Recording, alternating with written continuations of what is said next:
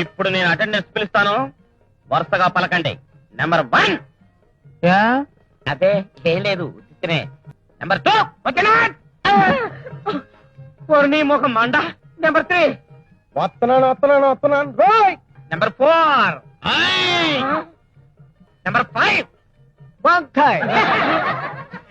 నీ పేరేంట్రా? నా పేరా బోసడికే. పేరడిగితే బోసుడీకని తిడతావురా?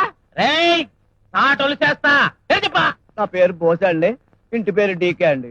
రెండు కలిపితే బోసడికే కదేటండి. నెంబర్ 6. క్యాబే. నెంబర్ 7.